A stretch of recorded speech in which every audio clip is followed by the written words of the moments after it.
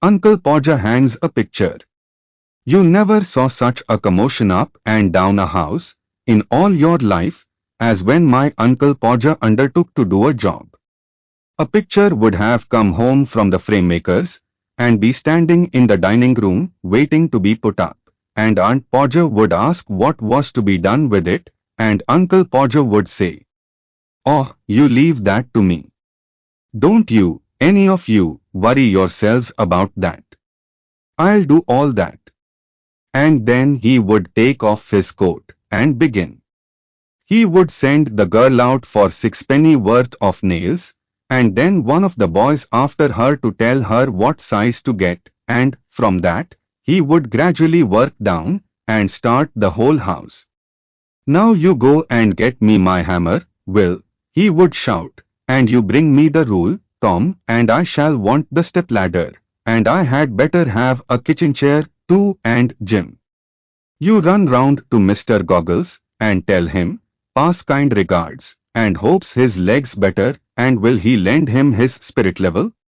And don't you go, Maria, because I shall want somebody to hold me the light, and when the girl comes back, she must go out again for a bit of picture code, and Tom, where's Tom? Tom, you come here, I shall want you to hand me up the picture."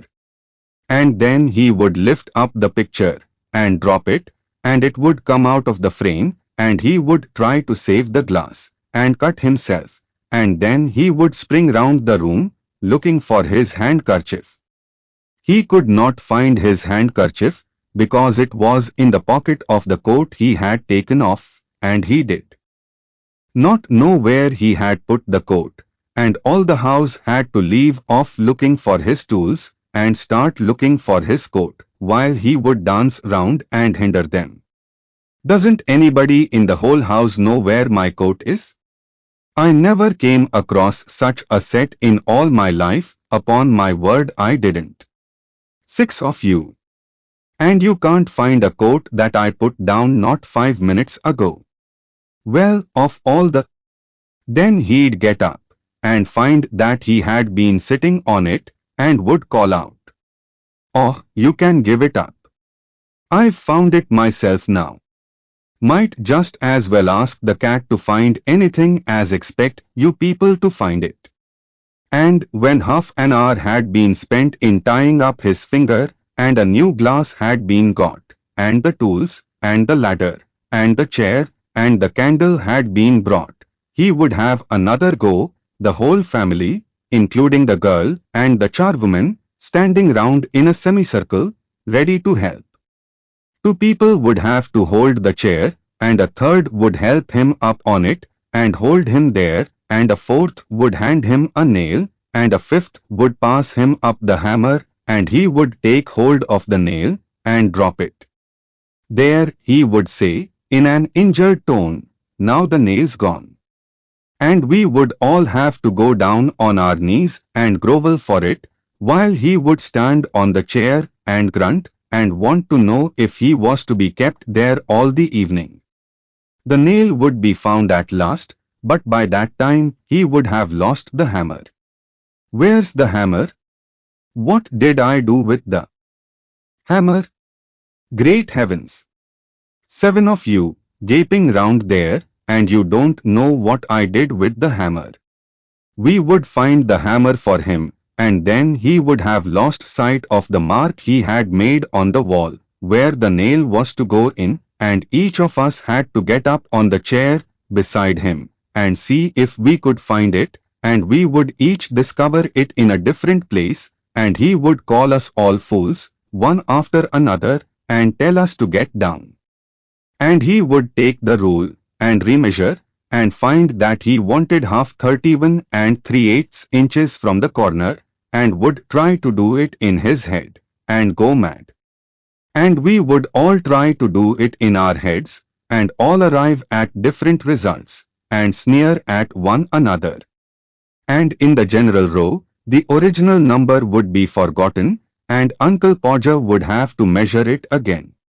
He would use a bit of string this time, and at the critical moment, when the old fool was leaning over the chair at an angle of 45, and trying to reach a point 3 inches beyond what was possible for him to reach, the string would slip, and down he would slide onto the piano, a really fine musical effect being produced by the suddenness with which his head and body struck all the notes at the same time.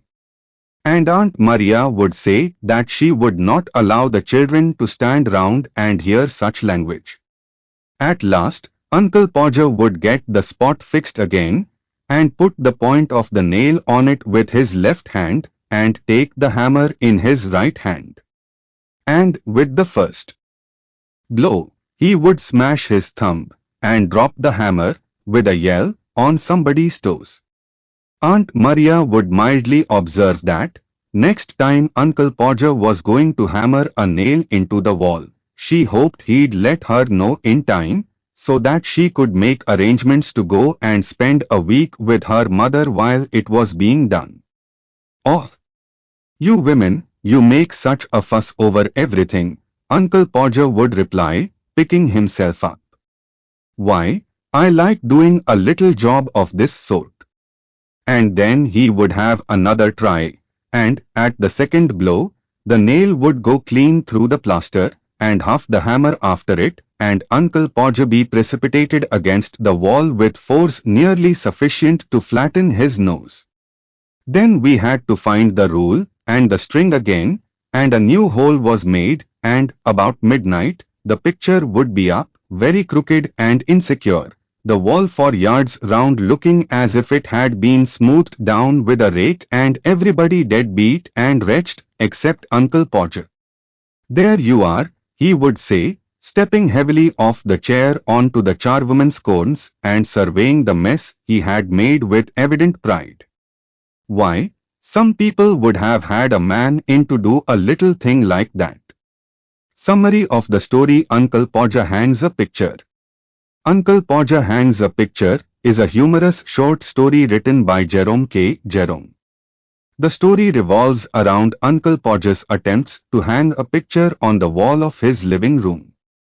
The task seems to be simple, but Uncle Podger makes a big fuss about it, seeking help from everyone in the household. He takes off his coat and begins his work. He sends the girl to buy nails and a boy after her to tell her what size. Then he orders to bring him hammer, ruler, stepladder, kitchen chair and spirit level from Mr. Goggles. He assigns Maria to bring picture code and then show the candle, and assigns Tom to hand him picture, but at the very moment the picture falls, Uncle Podger tries to catch it, but the glass comes out from the picture and cuts his hand, and then the glass is smashed upon the floor. He shouts at children to give him his handkerchief, but it is not found because it was in the pocket of his coat on which he was sitting. The new glass is brought, but this time, he was unable to see the mark he had made. In an attempt to make measurement, he falls upon the piano. Uncle Podger involves everyone in the task, including his wife, his son, his daughter, and even the charwoman. Each of them tries to help him in their own way, but their efforts end up making the task more complicated. Uncle Podger himself becomes increasingly frantic, running around and giving orders to everyone. Eventually, the picture is hung on the wall, but not without some hilarious mishaps. It was still crooked and lopsided. Uncle Podger declares that he did it all himself, taking credit for the contributions of everyone else. The story is a humorous portrayal of the human tendency to make a simple task more complicated than it needs to be. It also highlights the importance of teamwork and communication, as Uncle Podger's lack of these qualities causes chaos and confusion. The story has a light-hearted tone and is a good example of Jerome K. Jerome's comedic writing style. Short questions and answers. 1. Who is Uncle Podger? Answer. Uncle Podger is a character in the short story Three Men in a Boat by Jerome K. Jerome. He is famous for his ability to create chaos while attempting to complete even the simplest tasks. 2. What is Uncle Podger's task in the story? Answer. Uncle Podger's task in the story is to hang a picture on the wall. 3. What is Uncle Podger's attitude towards the task of hanging the picture? Answer. Uncle Podger is very confident and boastful about his ability to hang a picture. He believes it is a simple task and makes it seem like anyone could do it.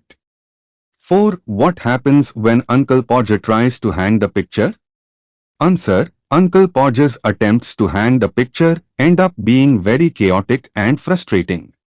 He keeps forgetting important tools, misplacing items, and making mistakes. 5. Who helps Uncle Podger hang the picture? Answer. Uncle Podger's family members, including his wife, sons, daughters and charwoman. A total of 7 people help him hang the picture. 6. What is the theme of the story? Answer. The theme of the story is the folly of overconfidence. Uncle Podger is overly confident in his ability to hang a picture, and his arrogance leads to chaos and frustration. 7. What is the significance of the picture Uncle Podger is hanging? Answer. The picture Uncle Podger is hanging is not very significant to the story. What picture it is not mentioned in the story. 8. What is Uncle Podger's reaction when the picture is finally hung? Answer. Uncle Podger is very pleased with himself when the picture is finally hung. He boasts about his achievement and takes credit for the hard work of his family members. 9. How do Uncle Podger's family members feel about the experience of helping him hang the picture? Answer. Uncle Podger's family members feel frustrated and annoyed with the experience of helping him hang the picture. They find his overconfidence and lack of organization to be very irritating. 10. What is the tone of the story? Answer. The tone of the story is humorous and satirical. The author is poking fun at Uncle Podger's overconfidence and the chaos that ensues when he tries to hang a picture.